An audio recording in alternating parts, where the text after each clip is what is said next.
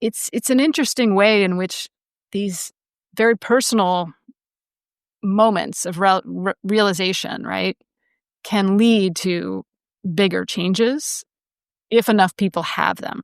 But it's kind of like you need to get there first, I think, before you realize, oh, we got to reform this whole system. Because systems are made up of people, right? Like individual people. Part of our theory, and we could be wrong, is that if enough people understood conflict and had more conflict fluency, they would be less vulnerable to manipulation by conflict entrepreneurs and others, and more resilient in conflict. And then we could have more of the fights that we really need to have as a country or a city or a family. The Center for Understanding in Conflict welcomes you to The Other Chair, a monthly podcast exploring the dynamics of conflict and how to bring the human issues to the table. Together with our guests, we explore how the power of understanding each other can lead to better solutions for people on both sides of an issue. We will also share tips for managing your own mediation practice, approaching conflict in the professional world, and ways to apply our understanding-based model in your personal life. Hello to our listeners, and welcome back to The Other Chair. Today we explore how conflict can be not just managed, but transformed. Our guest is Amanda Ripley, New York Times bestselling author, investigative journalist, and co-founder of Good Conflict. Amanda's reporting and writing have taken her from courtrooms and disaster zones to schools and divided communities. Along the way, she discovered that many of us are stuck in what she calls high conflict, a form of conflict that becomes self-perpetuating and destructive. In this episode, Amanda shares what she's learned about how conflict traps us, and more importantly, how we can find a way out. Hello, Amanda, and welcome back to The Other Chair. Hi, James. Good to see you. Thanks for having me back. Great to have you back. You were actually the first guest that we had on this podcast many moons ago, and I think we're 3 years, about 35 episodes in, and so thank you for returning. Amazing.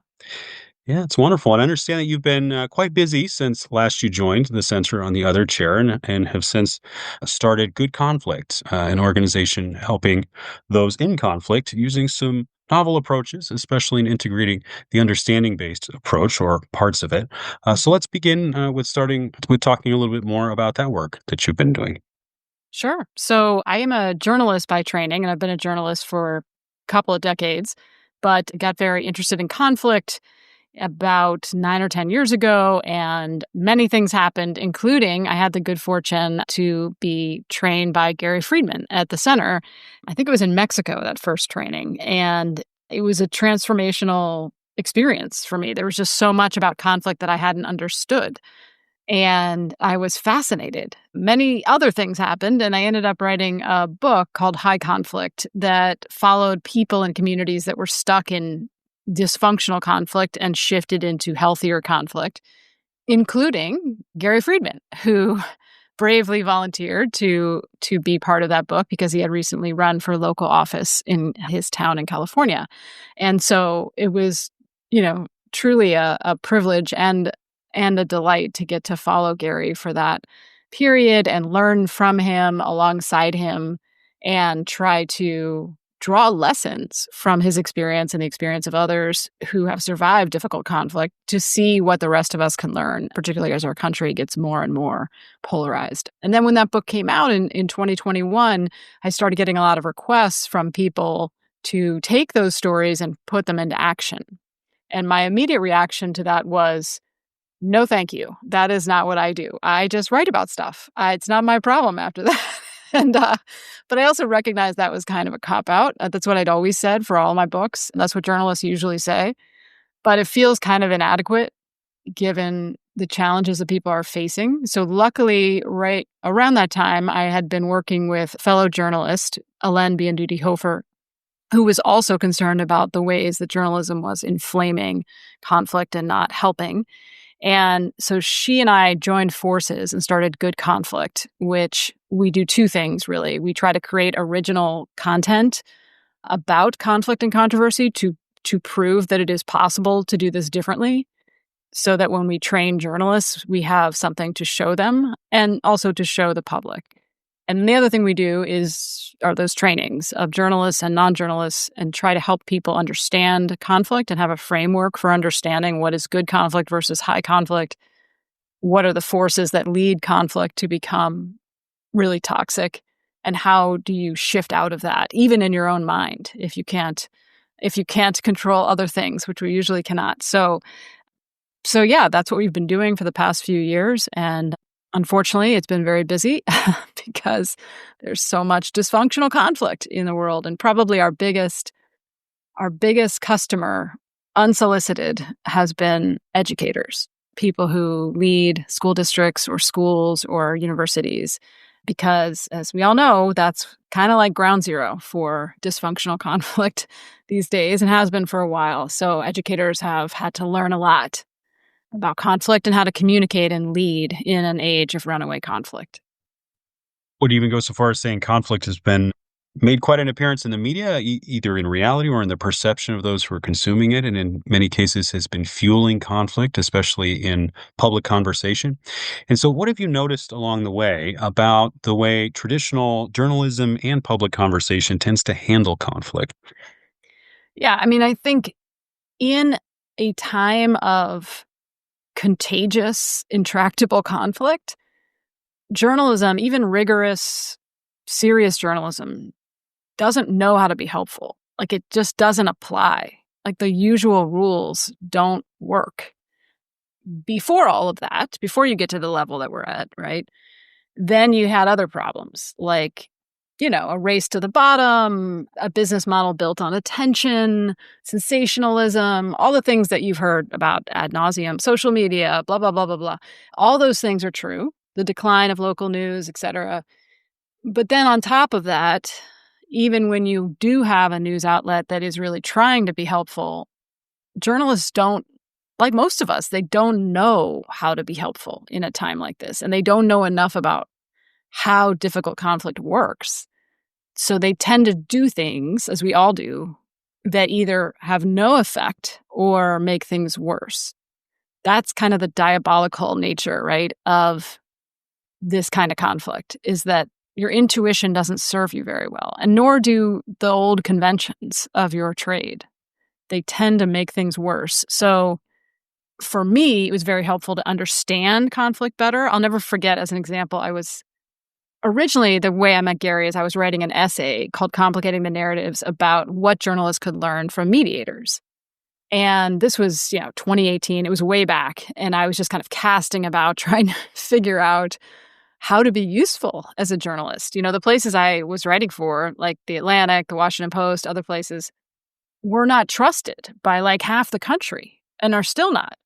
So it felt like just continuing to do the same thing with more righteousness wasn't going to work. So I was trying to figure out what else, how else could we do this?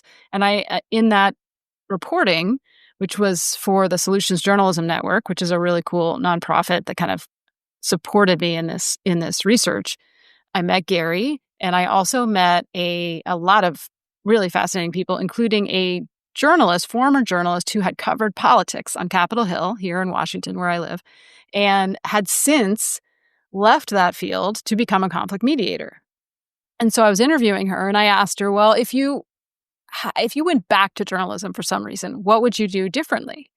And her answer really took me by surprise. She said, I would go deeper into the conflicts that I was covering. And I said, oh, wow, that's funny because, the public is frequently criticizing us for writing too much about conflict, right? For sort of ginning up conflict. And she said, the problem is that journalists just hover around the edges of the conflict. Like, they never get underneath it to what's really going on, to the most interesting, useful part, which really got my attention because the main thing all journalists want is to be interesting. Like, that's the main thing. People think it's like money or sales and clicks. And I mean, that's all proxies for making them feel like they're interesting. And so, like, anytime someone says that, as a journalist, you're like, oh, you mean we've been missing the most interesting part of conflict and controversy? Like, that's wild. And she was right. I now know that she was right. So that's kind of what led me down this path, was this sort of despair, really, that journalism wasn't meeting the moment, and that a lot of journalists seem to be just doubling down on the same strategies, which were sometimes pleasing the choir, the converted, the people who already believe them, but almost never convincing anyone else. So it was really helpful to understand, oh, this isn't a new thing. This is how humans behave in profoundly dysfunctional conflict, group conflict especially, right? So that was really helpful and weirdly reassuring to, to understand that. Conflict manifests itself in many ways in our personal lives, for professionals in the workplace and for practitioners who have made a career bringing together parties in conflict through mediation practice. Each month, the Center for Understanding in Conflict hosts live webinars with featured guests discussing best practices and sharing their experiences for tackling conflict using the understanding-based model.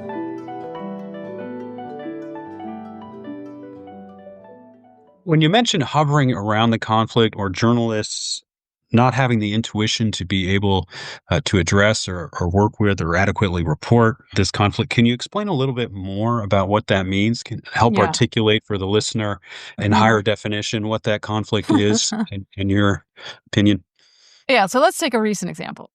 Ripped from the headlines. What was it, a month ago? Feels like a year ago, but I think it was only a month ago that President Donald Trump and Elon Musk finally had the feud we'd all been waiting for and wondering why it hadn't happened yet, given their high conflict personalities. And the coverage, which was intense, right, because people were interested, again, trying to be interesting, was basically like watching a tennis match. Trump said this, and then Elon said this, and then Trump said this, and then Elon, liked another comment and then retweeted. It's literally high school gossip level reporting, right? It's just repeating and amplifying what's already publicly available to everyone, right? So that's an example of, in the past, when journalists were the gatekeepers of information, that's what you would do. If President Kennedy had come out and started, verbally attacking someone who was very powerful and used to be his ally, you would write that story. This is what he said. This is what the ally said in response, right? Because that's the only way we could get that information. And it is newsworthy, no doubt, right? But now we have that information. We don't really need every single national and international news outlet to repeat it. It's not illuminating. It's not adding value. It is amplifying hostile language, which never leads to anything helpful in dysfunctional conflict. And it's kind of delightful for people who dislike both gentlemen, but it doesn't actually lead us anywhere useful. Conversely, if you were to ask yourself, what is the understory of this conflict, right? And this is what, people at the center have taught me, Gary, Catherine, and others. Every conflict has the thing it seems to be about, right? In this case, it was about the big, beautiful bill or whatever, right? The thing that they were claiming it was about. And then it has the thing it's really about. And that is the most interesting, useful part of conflict. That is the thing that journalists don't often delve into, and most people don't. And if you don't investigate the understory of a conflict, then you're destined to just be in nonsense conflict forever, right? Because you're never getting to the heart of it. And so in that case, there's still things we don't know, obviously, but it doesn't take a, genius or a psychologist even to realize that these are both fairly narcissistic personalities. Narcissistic people tend to be very sensitive to perceived slights. There's a ton of research on this. I've written about it before. And so to them, a small diss feels much bigger and more threatening, right? Partly because sometimes certain people and groups think they are superior. So they're vulnerable to feeling humiliated, right? Because humiliation is the public and forced subjugation of someone who thought they were up on high and they're being brought low. So the understory seems, from what we can tell, to be about both men feeling disrespected. And I would say most dysfunctional conflict we see at Good Conflict and in the world is caused by humiliation. That's what's underneath it. And so talking about that is more, at least to me, I don't know, James, tell me what you think, but that's just way more interesting than just repeating what these bros say over and over and over. Well, yeah, it sounds like you're going beneath the surface to the real story, and that's most likely going to be the more interesting story.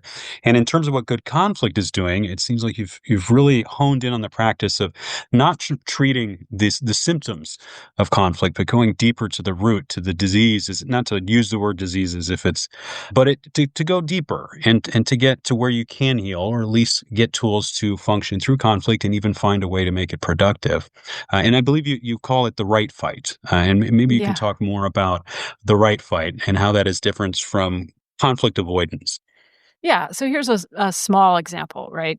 The other day, I was doing a training for some congressional staff, and one of them was talking to me before the training.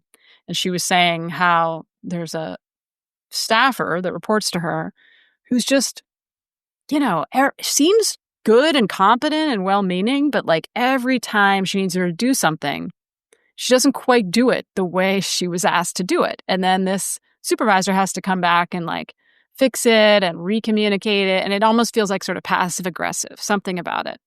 And I asked her a few questions and she just kept feeling like there was no good explanation for it. And she didn't want to have to let this person go. She did not want to, but that's where she was headed.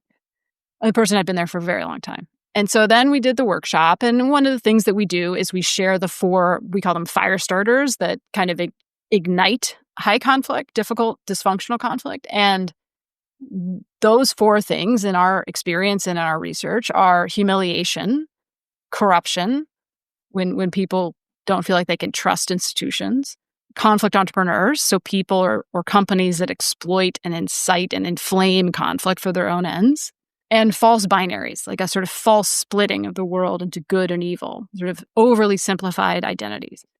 Anyway, we talked about a bunch of different things.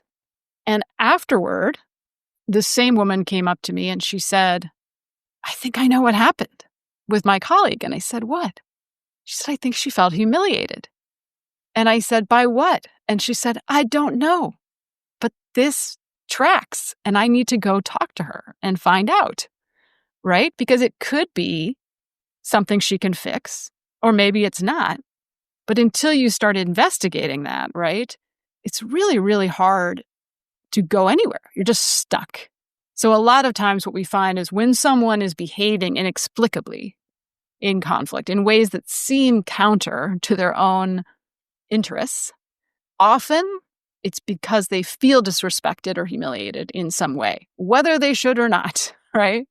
So that's, for me, really helpful to understand, even if I'm not going to change anything, right? It's just helpful to understand because it predicts their next move.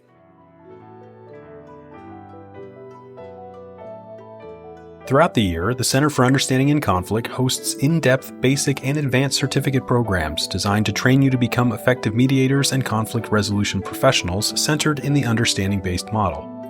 Our training programs have been the gold standard in alternative dispute resolution for 40 years and is popular within the legal community with human resource professionals, ombudsmen, and corporate workplace mediation clients.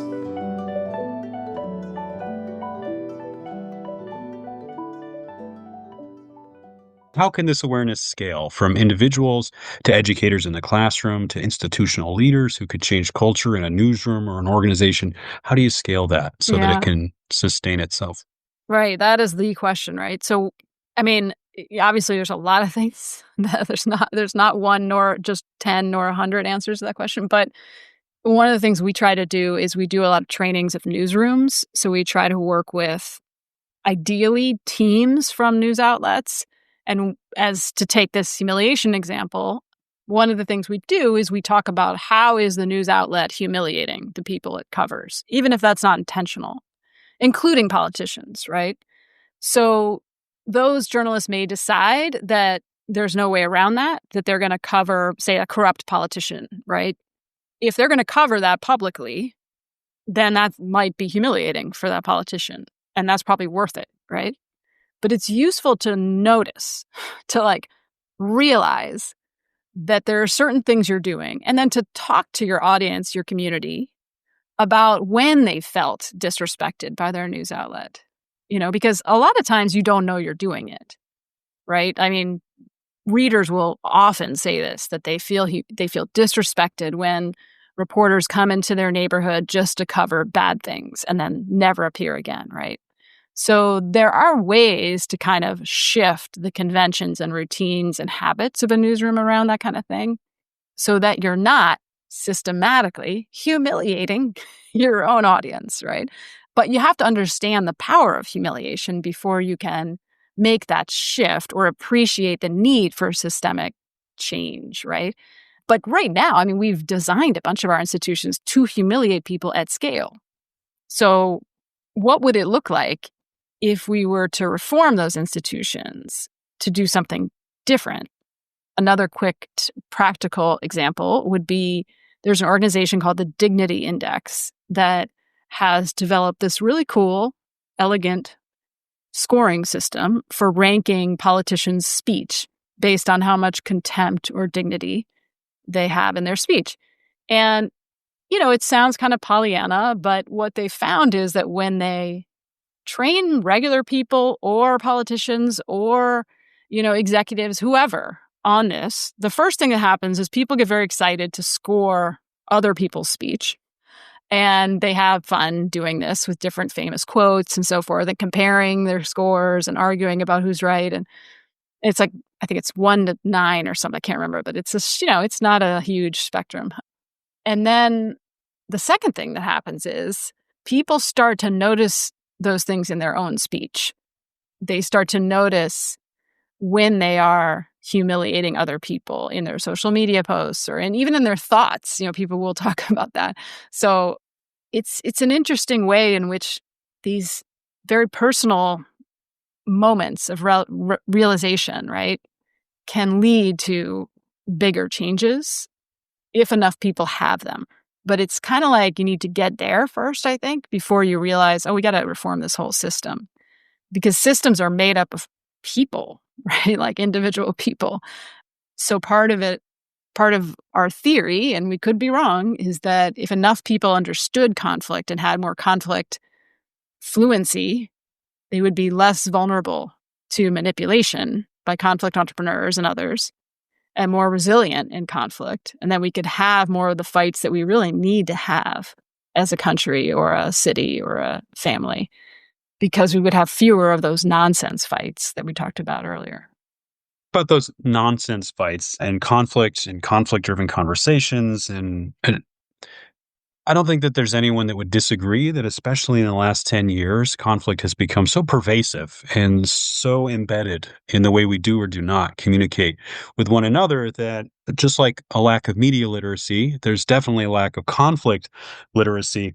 And people are more willing to more willing to be unwilling to even have a conversation with someone who they think doesn't agree. That automatically write off, you're one of the crazies, you're one of the, poles.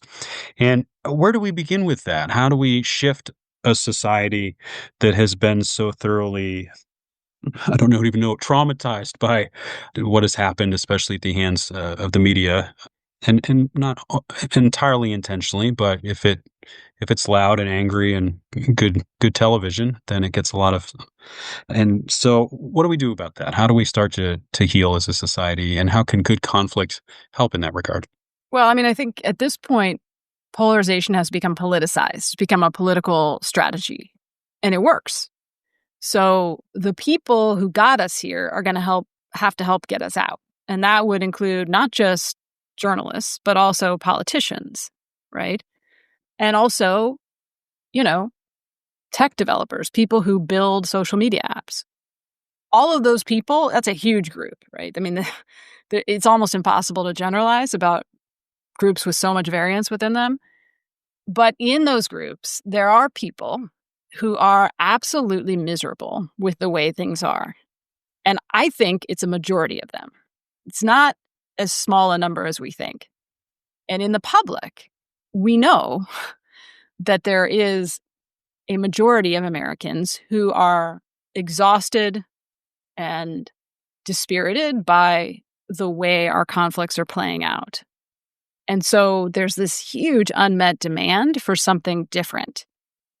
The question is, can we galvanize enough creativity and will and courage to experiment with offering people something different? as soon as possible, because the more violence you get, I mean, the whole point of all of this, in my view, is to prevent violence, which leads to more violence. And the more violence you have, the harder it is to stop. The more violence, the more political violence we have, and we are having more and more in many ways, the harder it is to stop this process. And soon the number of people who are miserable and want something different gets smaller. They're still miserable, but they want to stay in this kind of conflict because they're so threatened. They feel so threatened or they're so hurt. So it's a bit of a race against the clock to see if there are ways. One thing I'm writing about today, and probably going to turn in late, is a story about how other countries have had good results with essentially non-aggression pacts that politicians come up with together voluntarily for a few things they're going to agree to do. And this also is standard in gang violence interruption. I got to interview Curtis Toller, who works at Chicago Cred, a really forward-thinking gang violence interruption organization, about how they do this with gang members. And there was nothing he said that couldn't be applied to politics. Like you could literally copy paste the same approach to politicians and ask them, as we ask young men and women at high risk of being shot or shooting someone else, to come to the table and come up with a short list of things they would like to see happen so that we can turn down the threat level. Because most gang violence today, as Curtis has told me, starts on social media through people disrespecting and humiliating each other, especially people who have died on the other side or been killed. And so this is true for politics, right? You see a lot of sort of vigilante violence happening right now, and for years, because there is a really high ambient threat level that's been created in part by political leaders. So it feels like you're under threat. And when that happens in a highly armed country like this, it only takes a few people to create a really terrifying climate that chills free speech and paralyzes progress, which was what we are starting to see. And we've seen it before in many, many countries. So can we invite politicians? Not all of them are going to come, right? But can we invite some of them or some of their party leaders to come to the table and come up with a basic, either a code of conduct or a non-aggression pact or something to start this process? Or do we need to wait, like other countries have, for widespread mass violence? I think we could hopefully skip that, but I don't know.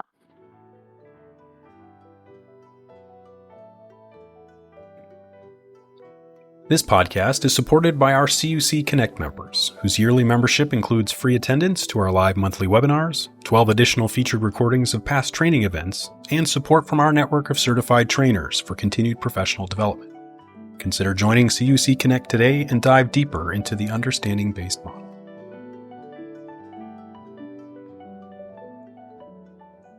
Good Conflict and the Center for Understanding in Conflict share a lot of values. What connections do you see between journalism, mediation, and understanding-based approaches to conflict?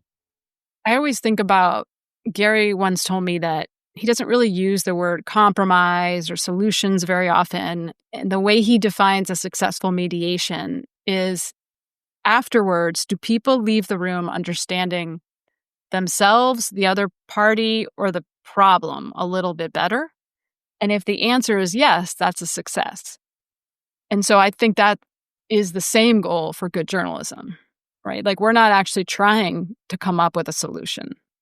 That's really up to the community. We can cover solutions, and we should do that much more than we do. But at the end of the day, could we help readers or viewers or listeners understand themselves, the other side, or the world a little bit better? That seems to me like a really parallel goal.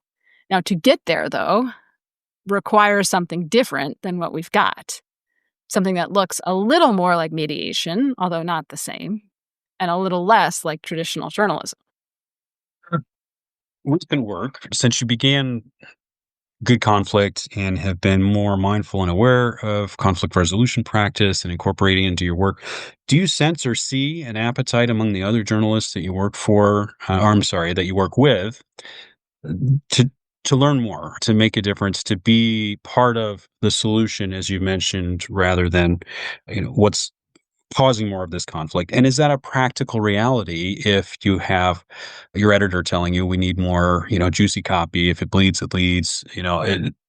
It's no mystery why this sort of thing pervades. It's because it sells better, it gets more attention, and more attention means more advertisers. More advertisers means more money. More money means the journalist keeps his job. So, where does that begin in practice for those? I know this is an unpopular opinion, James, but I would have to disagree that it always sells better. I don't think that's true. And a lot of journalists disagree with me as well, but the evidence doesn't consistently support that. I think when people are constantly bombarded with negative, high conflict news, they tune out. 4 in 10 Americans are actively avoiding contact with the news right now, right? They are sick of it. Our nervous systems are not designed to process this amount of scary information in the way that it is presented, right? And I think we all feel that, right? The way it just comes at you from all directions, the news these days. So while it's true, it is easier to create something that some percentage of people will predictably click on that is negative and kind of fuels dysfunctional conflict. It is not necessarily going to get more traction than something that is surprising and hopeful. And the research on what goes viral online is very clear, that it tends to be things that spark curiosity, that are surprising, that make people feel positive emotions. It's not always the opposite, right? But I think there is a convention and an assumption in journalism and in other fields, including politics, that is the only way. And partly because it's a little bit harder to do that with other approaches, and we're not as used to doing it. But let me give you a quick example of something that we learned from the center that we've now taught. I mean, Glenn's done more of it than I have, but we've taught over 2,000 journalists a lot of these ideas, including the most popular one by far is looping. So we teach journalists to loop, which we learned from Gary, and they universally don't want to do it. They think they know how to listen, right? It's sort of similar to lawyers, I would guess. And if you can just get them to humor you for long enough to show them what you mean, then they find pretty quickly that they're not very good at it. Just like Ellen and I, we're not very good at it because we are listening for what's most interesting to us and to the reader. And that's how we've always done it. We're not listening to what's most interesting to the person talking. So we aren't really listening, and we aren't proving that we've heard them before we go on to our next question, right? And so that is the kind of thing that people can get much better at really quickly. And then they can, like me, spend the rest of their lives trying to get even better at, like you're never done, right? But it's the kind of thing that, I use looping every day, in every interview, in every conversation with friends or family where there's any emotion to it, even if it's nothing to do with conflict, right? If I'm interviewing a researcher about some obscure study that he did in 1997 in El Paso, and there's no conflict involved, I'm still going to loop him because he needs to know I'm really listening, and I need to know if I'm understanding him, right? Because often, as you know, you're not.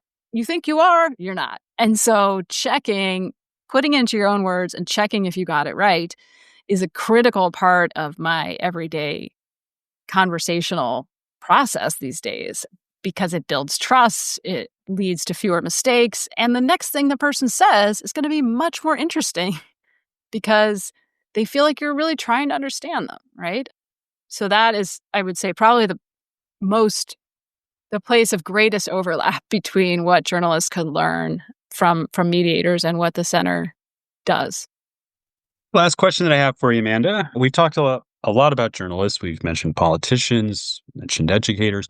What advice would you give to just the average person, to someone who feels caught in a high conflict situation, whether at work or in their family or out and about in public life? Yeah, I think the thing to know is that this kind of dysfunctional conflict that we see all around us that is being sort of incentivized in 1,000 ways that we've talked about, the choices aren't that or avoidance. Those are not the choices. Like, I think what we've seen at Good Conflict, by far, the biggest problem we see is conflict avoidance. It's not people, attacking each other. It's avoidance. Because that's the paradox of living in an age of high conflict, is that as a small number of people get louder and more violent, a much larger group of people goes quiet out of fear and discomfort. So I was talking to Esther Perel, the psychotherapist, the other day, and she was saying how polarization is just a form of conflict avoidance, which I'd never heard before. And I keep thinking about it. But she said she sees it in her office. Couples come in and they're polarized, right? One wants a child, the other doesn't. One wants to move, the other doesn't. And now they're in a dynamic, right? And the more one pushes, the more the other pulls, right? And now it's like, it's a thing. That's a conflict system that you can't interrupt by just pulling harder. You have to do something different, right? Maybe investigate what is the understory of wanting to move or wanting to have another kid. And until you can get there, you're really stuck in that push and pull. And so it's so interesting because I don't think of political polarization as avoidance because it seems like people are just yelling all the time. But actually, it is a way to avoid the hard work we need to do as a country, right? It is a way to avoid my having to engage with people I disagree with, people I think are bad, right? I don't have to really even think about my own party or my own political preferences because I know I'm good and they're the threat. And we know now most people are voting for presidential candidates not because they like them, but because they're afraid of the other guy or woman. That's negative partisanship is what it's officially called, right? So trying to figure out how do you interrupt that process starts personally in your home. And it makes the whole thing a lot less intimidating, at least for me. So I would encourage people to, check out Gary's books, check out the trainings that the center offers. We have at thegoodconflict.com a bunch of free resources, including questions to ask in conflict that we've crowdsourced from journalists and mediators around the world, 15 questions that can interrupt that push and pull, and other resources that might be helpful. But I think there is something really freeing about realizing that these are not your only options. Like, there is a third door.